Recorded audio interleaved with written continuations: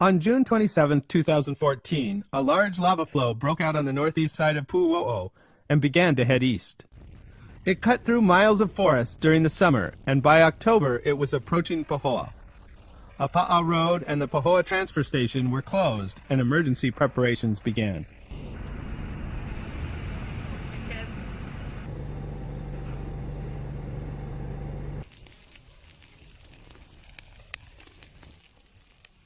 With the lava burning through fields only a few hundred yards away, Helco workers hurried to protect power poles in its path.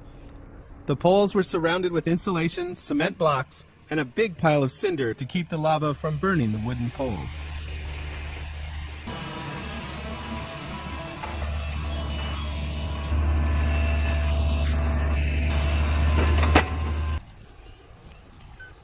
Lava ran directly into one of the power poles as it crossed Apa'a Road in the early morning hours of October 25th.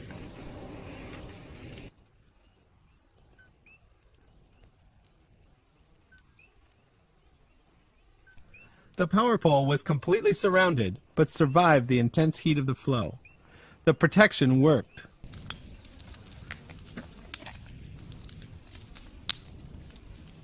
Below the road, the lava flow continued down through pasture, burning or burying fences and crumpling a metal shed along the way.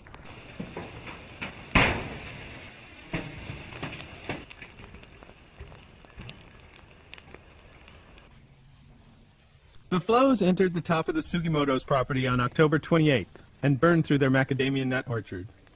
Listen for the methane blasts. These happen when gas from burning roots ignites and explodes.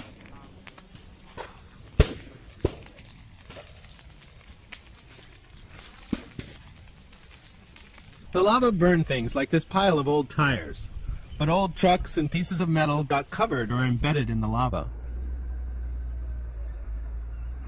Fire and civil defense workers were there to make sure everyone was safe.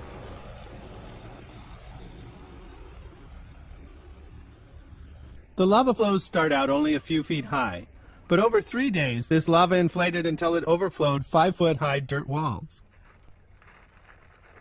This sped-up video shows how lava flows inflate like a balloon. The outside crust moves up as lava continues to fill the inside of the flow. Some flows can get pushed up to higher than the top of a school bus. The lower flows stopped before they reached the village road or any homes in Pahoa. But on November 10th, a new flow broke out near Apa'a Road and moved toward an empty house. One branch of the flow moved along the road and into the driveway, and another flowed right up to the edge of the garage building, but stopped just a few feet away.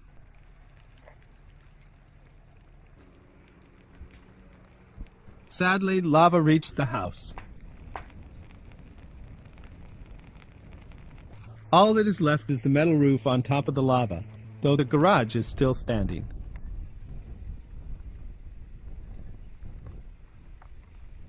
New breakouts of lava continued above Apa'a and soon reached the transfer station.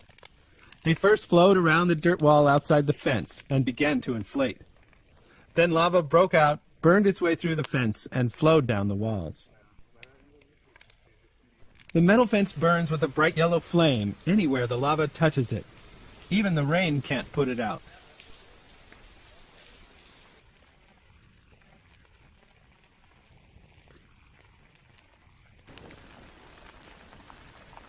When the lava reached the asphalt at the bottom, it began to burn too.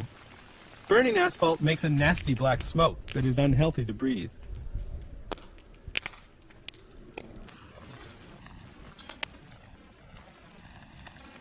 Other lobes of lava pushed through the fence and poured down the steep wall. When the cooling outer skin of the lava slows down, it folds into the rope-like shapes you'll see in the rock.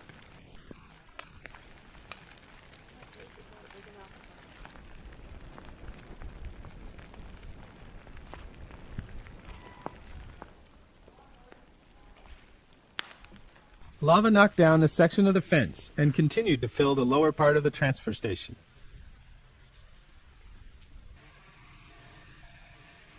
Firemen sprayed the protected power poles, hoping to keep them from being burned down as the lava approached the road.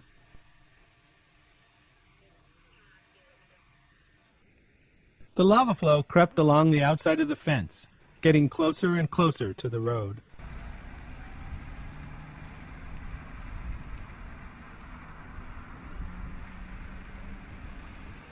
Just when it appeared that the transfer station would be destroyed, the lava flows stopped. Though the outside is now cool, the lava flows will remain hot inside for months. On a rainy day, you may see the steam rising.